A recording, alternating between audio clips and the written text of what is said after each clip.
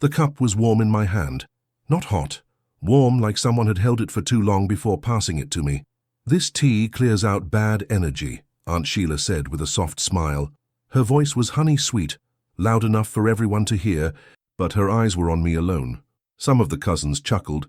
Others glanced at each other, unsure if it was a joke. She poured it right there at the table.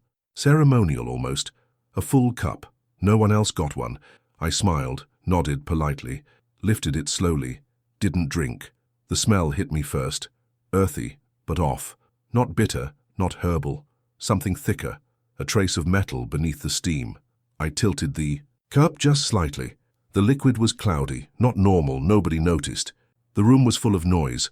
Cutlery scraping plates, soft laughter, chairs shifting on the tile. Family sounds. I lowered the cup, set it gently near my plate. Beside me was Michael, her son. 14, bright, kind, perfectly healthy. No reason to suspect anything. He leaned toward the breadbasket, bumped my arm. That's when I made the switch. It was smooth, natural. His hand found the cup. He sipped it without hesitation. No one noticed, but I watched. At first, nothing. He wiped his mouth, smiled, kept talking. Then, his eyes blinked too long. He rubbed his forehead. "Weird headache," he muttered, kinda dizzy. I kept eating, one bite at a time. Roast chicken, steamed carrots.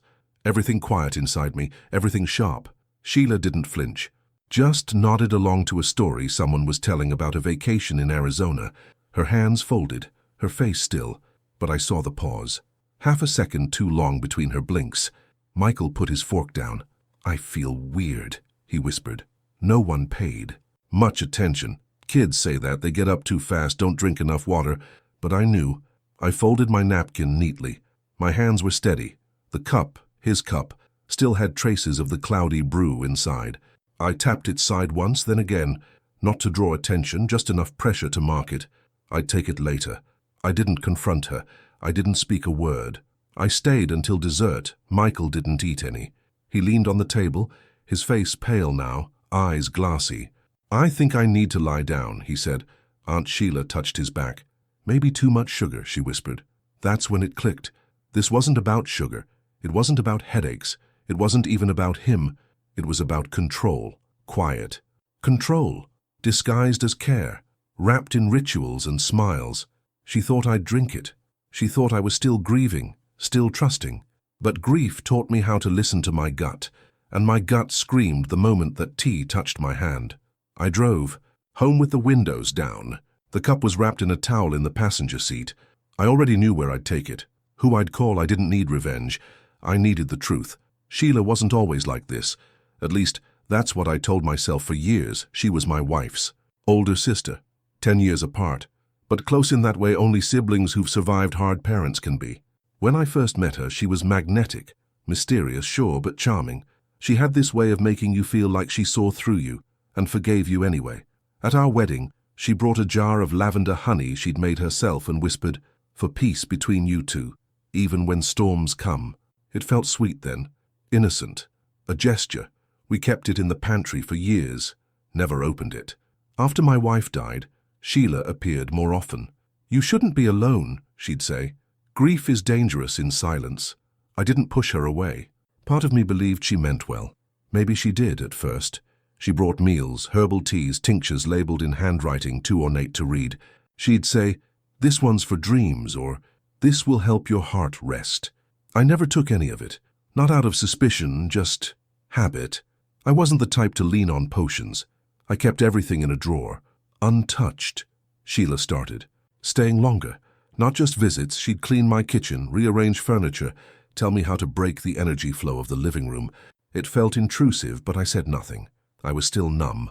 Letting people in felt easier than pushing them out. Over time, the visits changed. She stopped bringing food and started bringing instructions, notes, printouts about energy cycles. Calendars marked with phases of the moon. I'd find them stuck to my fridge with magnets. One evening I came home to find my bookshelf reorganized by spiritual alignment. Non-fiction in the north, fiction in the west. Stories open the soul, she said, sipping one of her teas on my couch like she owned the place. My daughter, Emma, noticed too. "Why is Aunt Sheila always here?" she asked once. I said she was helping. Emma didn't argue, but her silences got heavier. Sheila started giving Emma teas too. At first, chamomile, then valerian, then something she called focus blend. Emma told me one of them made her dizzy. I started checking the trash to see what herbs were in the bags. One day I found a used packet that smelled like mildew and smoke. I looked it up. Scutellaria, skullcap. Not dangerous in small doses, but not harmless either. That night I opened the drawer with all the teas she'd given me. There were 12 packets, none with labels I recognized. I started cataloging them, took pictures, wrote down smells. Some I stored in sealed containers. I didn't know what I was looking for, but I knew I had to be ready. I didn't tell Emma, I didn't tell anyone. I just started listening more carefully, watching. At family gatherings, Sheila always made something special, a side dish, a drink, a dessert. She insisted on serving people herself. I infuse love into it, she'd say. But something felt off. There was a pattern. The ones she served personally would often feel tired later. Nausea, headaches, vivid dreams. I started connecting dots. One night, my brother-in-law pulled me aside after a holiday dinner. That tea Sheila gave me knocked me out for 12 hours. I thought I was just exhausted, but now I'm not so sure. I didn't react, just nodded, made a note of it. I began keeping a log. Each time someone complained, I'd jot it down. What they ate, what Sheila served, how they felt. Over time, the notes painted a picture, not just odd, intentional. She wasn't healing anyone. She was managing them. And I knew. Eventually, she'd turn that attention fully on me. The day I decided to prepare was the day nothing happened. No strange tea, no cryptic advice. Just silence from Sheila. And that silence felt heavier than her presence. She had skipped a family dinner, said she was realigning her energy. But I felt something shift. Like she'd moved on from weaving around the edges of people's lives and was now circling mine more directly. I opened a private savings account that week. I didn't need the money hidden. I just needed it untouched, clean, separate from everything. She might try to help me manage later. I kept the key in an old flashlight in a drawer no one used. I also backed up every text, every voice message, every email where she mentioned dreams, warnings, energies, or consequences. The way she talked, always vague, never actionable, started to feel less spiritual and more strategic. Then came the incident with Emma. She had just returned from a weekend at her aunt's lake house, said it was peaceful, that Sheila had made her a nightly drink to protect her subconscious.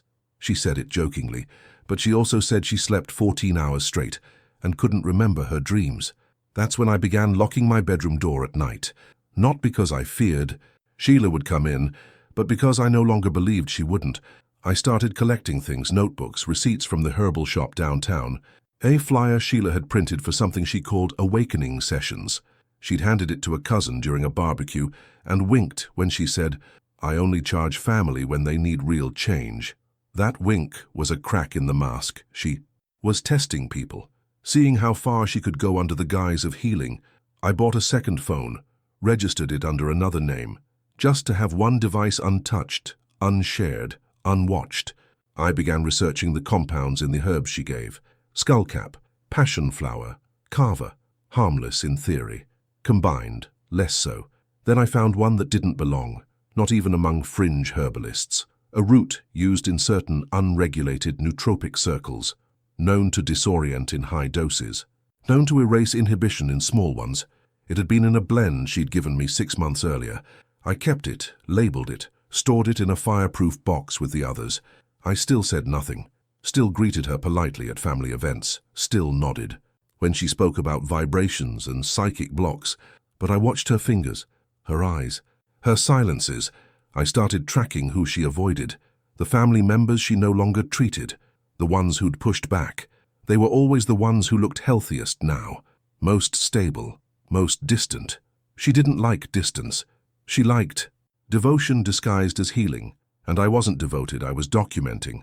I built a system on my laptop, dates, interactions, ingredients, reactions. Each entry felt like a quiet step forward, not toward revenge, toward readiness. By the time the family lunch was scheduled, I was prepared. Sheila called the day before. "I made something new," she said. "It's light. You'll like it. Good for clearing out the last of what you don't need," I told her. I looked forward to it, but in my freezer I'd already stored a small sterile container, just in case I needed to preserve a sample. My car's glove compartment held a sealed evidence bag. My lawyer's card sat in my wallet, folded between old receipts. I didn't know exactly what she'd do, I just knew she would. And when she did, I wouldn't have to raise my voice. I'd already written the ending. All that remained was letting her turn the page. I didn't rush. The first thing I did after the family lunch wasn't panic. It wasn't even anger. It was calculation. I drove home, unwrapped the teacup using gloves, and placed it gently into a Ziploc bag. Then I took out the evidence bag from the glove compartment, labeled, dated, untouched. The feeling of sealing it was quiet, final, like clicking a safe shut. That same night I called David. Not a friend, not even someone I liked, but reliable. Former lab tech, now working at a private diagnostics facility. No questions asked for the right price. I need a breakdown, I said. Full compound analysis. Nothing traceable to me. He didn't. Ask why. Just gave me a drop-off address and said 2 days. While I waited, I pulled out the old phone, the one under another name. I texted a second contact, Lena, private investigator, licensed, discreet, owed me a favor. I need to know where my aunt's money goes, I wrote. Sheila? She asked. Yes, her shops. Any businesses under her name or proxies. Quietly. Send. Me the basics. Give me 48 hours, I did. Then I went to work, my real job, not the investigation. I acted like everything was normal. I taught my classes, graded papers, smiled when people asked how the lunch went. She made tea again, I said. Her usual. No one suspected a thing. 40 hours later, David called. No small talk. Greg, that cup. You were right. It wasn't just herbs, it had trace alkaloids, stuff that shouldn't be sold outside a lab. And something else. A dissociative compound in a binding agent. Enough to disorient someone for hours. You didn't drink this, did you? No, I said, but someone did. He paused. Do you want a full report? Yes, print and digital, with chain of custody stamped. Label it personal inquiry. He sighed. You're playing with serious fire, man. I'm not. Playing, I said. The report came the next day, sealed envelope, flash drive hidden in a pack of gum. I stored both in a small safe in my closet behind old tax folders. Nothing in plain sight. Then Lena called. She's got 3 business entities, she said. 2 legit, 1 shady. Define shady. It's a wellness brand registered to a man named Curtis Dale. Used to be her boyfriend. Minor record, fraud, unlicensed practice. He lists himself as a spiritual healer. The company's bank activity is strange. High incoming transfers, mostly cash deposits. Some from family names. My blood cooled. Any from Emma? Not yet. But your cousin Sam, twice 1,000 each. Labeled energy reset. I thanked her, told her to dig deeper. Not push, just watch. Meanwhile, I contacted my lawyer. Not to start a case. Not yet. I just wanted to ask about preservation. To have evidence about medical liability, about psychological harm caused by unauthorized substances. I framed it hypothetically. He answered carefully. If you're ever dealing with this, he said, keep everything dated, duplicated, and never confront them first. Let them make the mistake publicly. I already knew that part. That's why I waited. I backed up every message Sheila had sent me over the last 3 years. I archived voicemails, pulled screenshots of her labeling teas with terms like lucid blend, soul release, and third eye tonic. One in particular said, this one breaks the boundary between logic and intuition, but don't take too much or it might make you too open. Too open to what? I labeled that message, printed it, highlighted the words, and filed it. The deeper I went, the more I realized this wasn't just about me or even my daughter. Sheila had been testing everyone, nudging limits, seeing who folded, who resisted. I wasn't going to fold, but I wasn't going to scream either. Let her think I was passive. Let her serve her tea with that same sweet smile. Let her believe she was still in control. I wasn't angry. I was building the fuse, and the moment was coming to light it. The more I uncovered, the quieter I became. I stopped going to family events, not abruptly, just excuses. Busy at work. Emma has finals. No one questioned it. Most were too entangled in their own lives to notice a presence missing. Sheila, however, noticed. She started sending packages. At first, small, a tea-labeled Clarity, then a handmade bracelet with a tag, for protection. Once a glass vial with golden liquid, and a note, only 3 drops under the tongue, opens the path. I kept them all, unopened, labeled, photographed. stored in a locked firebox under my bed. Then one morning, Emma handed me an envelope she'd found in her school bag. "Did you put this there?" she asked. Inside was a folded card from Sheila, written in violet ink. "It's time for her awakening. The path runs through the bloodline." Emma laughed nervously. "She's getting weirder." I didn't laugh. I filed the card. Logged the date. I called Lena again. "I need more on this Curtis guy," I said. "Background, associates, patterns." A day later, she sent me a document. Curtis had been linked to 2 other healers in 3 states. Each had operated under different company names. Each had closed suddenly after family members of clients filed complaints. Nothing that led to conviction, but enough smoke to suggest fire. Sheila wasn't alone. She was part of something loosely structured, loosely legal, predators dressed as guides. I changed my will, not because I feared dying, because I feared what would happen to Emma if I didn't make it clear who could never touch her future.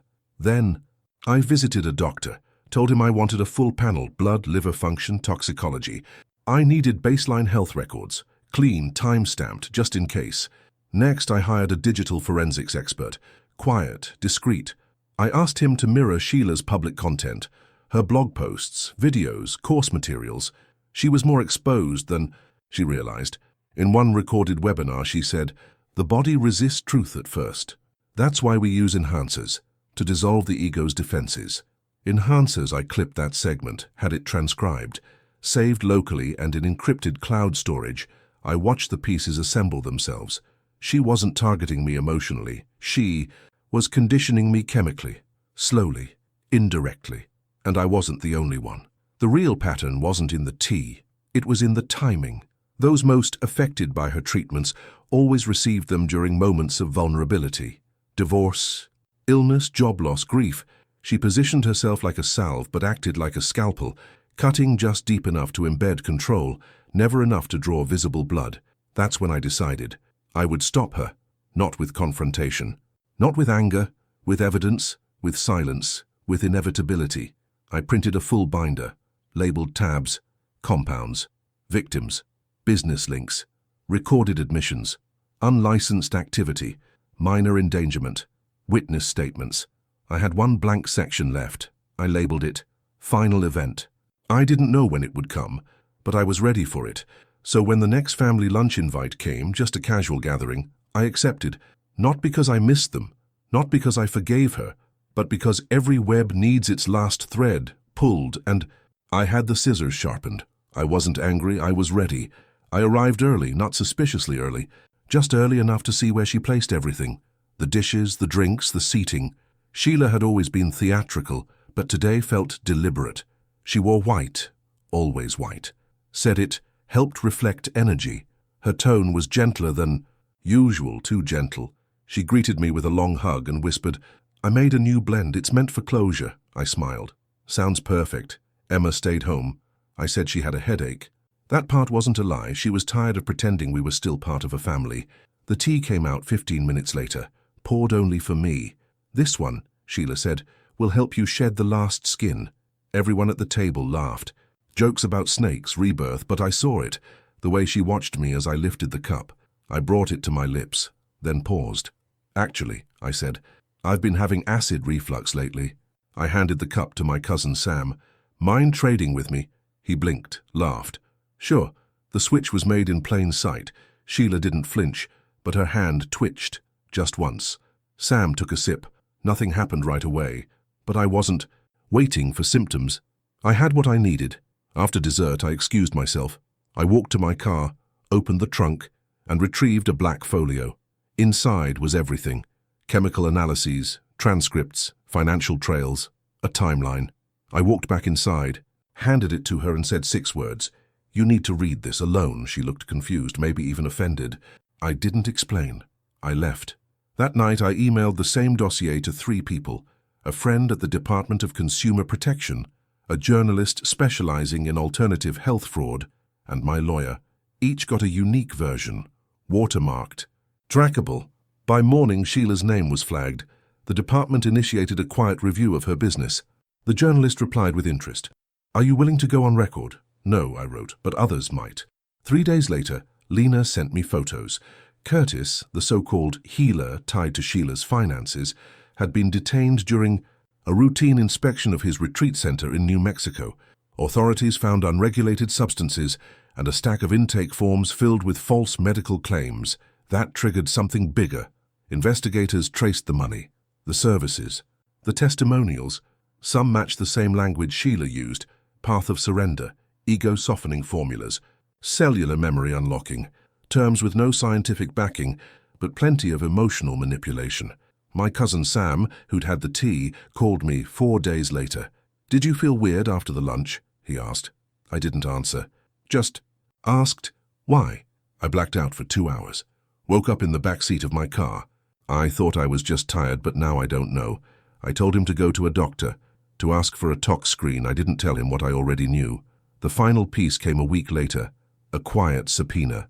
Sheila's financials were under official review, and just like that, the web started tearing, not in chaos, in silence. Sheila didn't call, didn't message. I imagined her pacing, trying to figure out where it went wrong. She wouldn't guess it was me, because I never confronted her. I never warned her. I simply dismantled her world while she watched. It crumbled, still believing she was in control. The silence came first.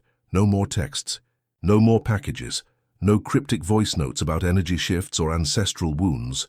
Sheila vanished from the group chats. Her blog went offline. Her store's website redirected to an error page. She had felt the wave coming, but it was too late to move. One morning, Lena forwarded me an internal memo from the Department of Consumer Protection. Sheila's name was listed among 6 others, flagged for potential endangerment and fraudulent alternative treatments. 3 days later, the ED local paper ran a small piece: "Wellness practitioner under investigation after allegations of unsafe practices." No names, but those who knew her knew. I didn't call anyone. Didn't answer the messages that trickled in from distant relatives. "Have you heard? Is it true? Sheila's acting strange." I just watched, from a distance, like I'd always planned. Then came the video. One of Sheila's former clients, an older man from her online healing course, posted a testimonial. But this time it wasn't praise. He looked straight into the camera and said, "She told me to stop my medication, said I didn't need it, that her blend would fix everything. I lost 6 weeks of my life, and I believed her." The comments filled up with similar stories, small at first, then louder. One woman wrote, "She gave my teenage daughter something called mental softener. My daughter passed out at school the next day." Another, "She told my brother he was being punished by past life guilt. He stopped eating for days." The pattern was no longer hidden. It was public, documented, and irreversible. Authorities moved in, not with handcuffs, but with documentation. Licenses revoked, accounts frozen, investigations opened. Curtis was charged, Sheila was summoned, and through all of it, I stayed silent. The last time I saw her was by accident. I was leaving a bookstore downtown. She stepped out of a cafe across the street. She looked smaller, no makeup, no white, just a long grey coat and eyes that scanned every corner like someone expecting a ghost. She didn't see me, and I didn't stop. I walked right past her. I'd already said everything I needed to say, on paper, in silence, with proof. A week later, my lawyer called. "They're opening a formal case. Sheila might try to contact you. Don't engage." I promised I wouldn't, and I meant it, because by then it wasn't about her anymore. It was about what she represented. A warning, wrapped in lavender and honey. A betrayal that wore the mask of family. I had spent months preparing to strike, but when the moment came, I didn't strike at all. I just let the truth breathe. It did the rest. I moved without telling anyone, not out of fear, just readiness. The town I chose sat on the edge of the coast, where the streets smelled faintly of salt and old wood. It was the kind of place where no one asked why you came, only whether you needed help with the boxes. My house was small, 1 floor, bookshelves built into the walls, a window that faced the sea. I bought it in cash. No loans, no traceable transactions. Just mine. I didn't bring much. A chair, a table, 2 suitcases, 1 locked box, and a collection of books I hadn't had time to read while I was watching everyone else. The first thing I did was remove the clock from the kitchen. Time, I realized, was no longer something I owed to anyone.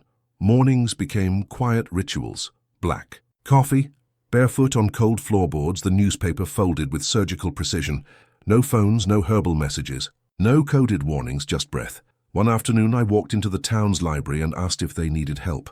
"We're understaffed," the woman said, "but we don't have much budget." "I don't need payment," I said. "Just a reason to show up." They gave me a set of keys the same day. Now 3 times a week I shelve books, dust spines, talk to no one unless spoken to. Last week a boy came in looking for a story about pirates. I helped him find one. He came back the next day asking if we had any about escape. I told him, "They're often the same story." I keep the binder locked away, the one with Sheila's story in it. I haven't opened it since the investigation ended. She was never charged. Not fully, but she was removed from her roles, her platforms, her stage. Her name became a whisper, then an echo, then nothing. That was enough. Sometimes I still think about the tea, the smell, the weight of that moment when I didn't drink it. How small choices change everything. A few weeks ago I received a letter, no return address. Inside a folded card, violet ink. It said simply, "You were always harder to soften." No signature, but I knew. I burned it. No anger, just clarity. Some people call what I did revenge. It wasn't. Revenge wants to be seen. I wanted to disappear, and I did. Now, every evening, I walk to the edge of the cliffs where the sea crashes loud enough to drown thought. I sit on a bench, sips real tea, plain, unpoisoned, and let the silence settle in. I wasn't the only one they tried to condition, but I was the one who didn't drink.